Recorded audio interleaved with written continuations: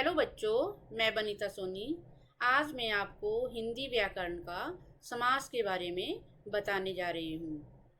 तो समास की परिभाषा है दो या दो से अधिक शब्दों के मेल ने नए शब्दों को बनाने की क्रिया को समास कहते हैं। तो नए बने शब्द समास पद कहलाते हैं और जब उन्हें अलग अलग किया जाता है तो उसे समास विग्रह के नाम से जाना जाता है। समास बनाते समय विभक्तियों का लोप हो जाता है। जो उसके बीच में शब्द आते हैं तो वो गायब हो जाते हैं। लोप मतलब गायब हो जाते हैं। तो इसके 6 भेद हैं। नंबर 1 है अव्ययी भाव समास। जिस समास में पहला पद प्रधान हो, यानी कि पहले पद की प्रधानता हो और समस्त पद अव्यय, अव्यय मतलब क्रिया विशेषण का काम करे, उसे अव्ययी भाव समास कहते हैं।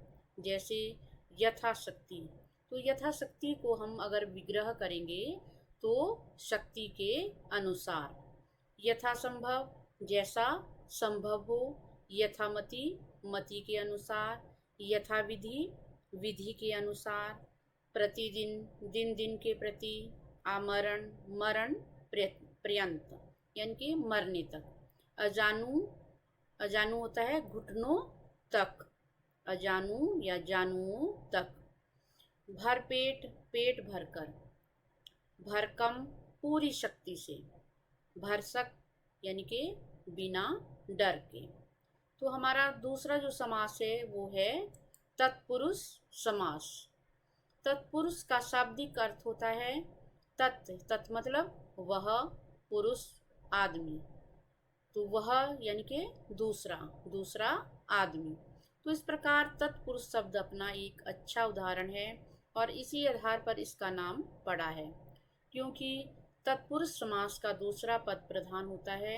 इस प्रकार जिस समास का दूसरा प्रधान शब्द जो है प्रधान होता है, तो पहले में क्या था, अव्ययी भाव समास में पहला पद प्रधान था और जो तत्पुरुष समास है उसमें दूसरा पद प्रधान होता है और दोनों पदों के बीच में कर्ता और अंतिम जो है संबोधन कारक के अतिरिक्त शेष किसी भी कारक की विभक्ति का लोप पाया जाता है, उसे हम तत्पुरुष समास कहते हैं। जैसे राजपुरुष, तो विग्रह करके इसका हो जाएगा राजा का पुरुष।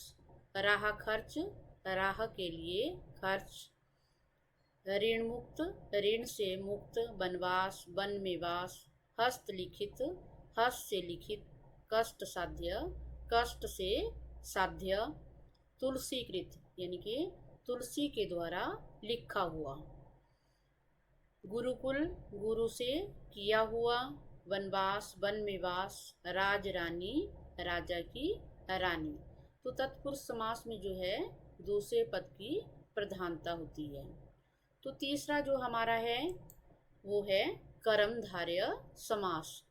जिस समास के दोनों पदों के बीच विशेष्य, विशेषण अथवा उपमेय, उपमान का संबंध हो और दोनों पदों में जो है एक ही कारक, कर्ता कारक की विभक्ति आए, उसे हम कर्मधारय समास कहते हैं। जैसे नील कमल, नीला है जो कमल। चंद्रमुख, चंद्र के समान है जो मुख। लाल मिर्च, लाल है जो मिर्च। पुरुष सिंह, पुरुष के समान है जो, सिंह के समान है जो पुरुष। तो पुरुषोत्तम, पुरुषों में जो है उत्तम। उसी प्रकार महाराजा, महान है जो राजा। सज्जन, सत है जो जन।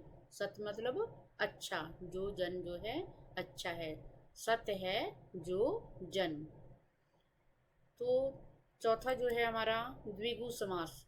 जिस समास में पहला पद संख्यावाचक होता है, संख्यावाचक मतलब गिनती बताने वाला, तो दोनों पदों के बीच विशेषण और विशेष्य संबंध हो और समस्त पद समूह या समाहार का ज्ञान कराए, यानी कि किसी झुंड का,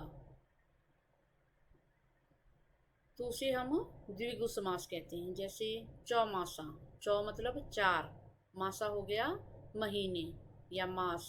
चौमासा का विग्रह करके हो गया 4 मासों का समाहार। अष्टाध्यायी, उसी प्रकार अष्ट, अष्ट मतलब आठ, आठ अध्यायों का समूह। अठन्नी, आठ मतलब आठ आनों का समूह।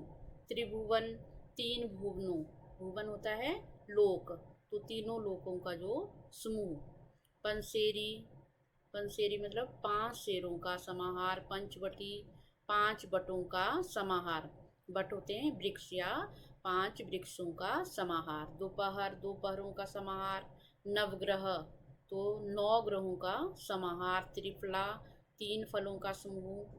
तो इस प्रकार जो है इसके जो शुरू का जो पद है, यानी कि पहला जो शब्द है वह संख्यावाचक है या गिनती बताने वाला है, तो उसको हम द्विगु समास कहते हैं।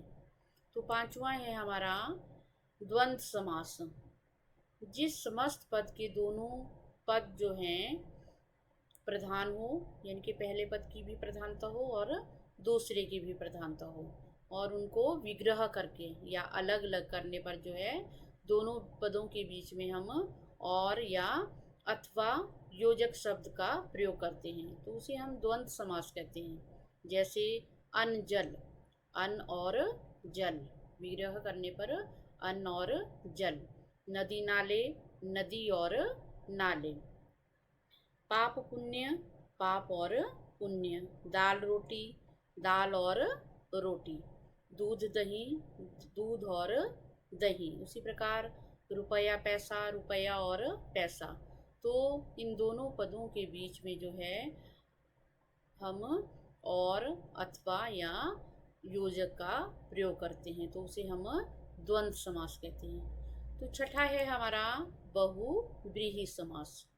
तो जिस समास का कोई भी पद प्रधान नहीं होता, यानी कि जिसमें न तो पहले पद की प्रधानता होती है और न ही दूसरे पद की, और दोनों पद मिलकर किसी अन्य शब्द संज्ञा के विशेषण होते हैं, तो उसे हम बहुव्रीहि समास कहते हैं। जैसे चक्रधर, चक्र यानी कि चक्र को धारण करने वाला अर्थात विष्णु। त्रिनेत्र, तीन है नेत्र जिसके अर्थात शिव, शिव के जो हैं तीन नेत्र होते हैं, तो उनको हम त्रिनेत्र कहते हैं। लंबोदर, लंबा है उदर, उदर मतलब पेट, जिसका लंबा पेट होता है अर्थात गणेश। महात्मा, महान है आत्मा जिसकी, तो किसी हम विशेष व्यक्ति के लिए इसका प्रयोग करते हैं। सुलोचना, सुंदर है लोचन, लोचन मतलब नेत्र, लोचन नेत्र। सुंदर है लोचन जिसके, यानी कि हम इसका प्रयोग जो है स्त्री विशेष के लिए करते हैं। तो उसी प्रकार जिस समास में कोई भी पद प्रधान नहीं होता और दोनों पद मिलकर किसी अन्य शब्द के विशेषण होते हैं, तो उसे हम बहुव्रीहि समास कहते हैं। तो बच्चों, आपको यह मेरा वीडियो पसंद आया होगा, और मैं अगले वीडियो के साथ आपके साथ मिलूँगी। उसी के साथ धन्यवाद।